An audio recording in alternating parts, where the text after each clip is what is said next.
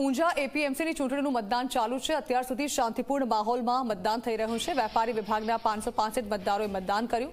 ખેડૂત વિભાગના 190 મતદારોએ મતદાન કર્યું હતું। વેપારી વિભાગમાં 17 અને ખેડૂત વિભાગમાં 62% મતદાન થયું છે। મહત્વનું છે કે ભાજપના 3 જૂથ એપીએમસી પર વર્ચસ્વ જમાવવા માટે પ્રયાસ કરી રહ્યા છે।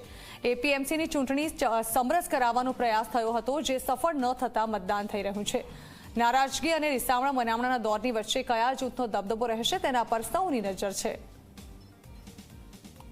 પાર્ટીએ સમરસ પૂરેપૂરા પ્રયત્નો કરેલા છે અને અમારા કાર્યકર્તાઓ પણ સાથે લાગેલા છે। એક મળીને બધાને સાથે રાખવા પૂરતા પ્રયત્નો કરેલા છે અને એ પ્રયત્નો અમારા ચાલુ છે અને એનું પાલન થાય એના માટે પૂરેપૂરો આગ્રહ રાખેલો છે। ભાજપ દ્વારા છેલ્લી ઘડી સુધી સમરસ કરવાના પ્રયત્નો કર્યા પણ સમરસ થઈ ના, શું કારણ માનો છો કે સમરસ ના થઈ?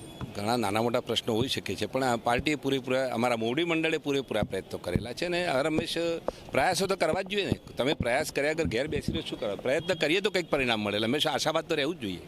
શું લાગે છે પરિણામ શું રહેશે? પરિણામ આવશે સરસ।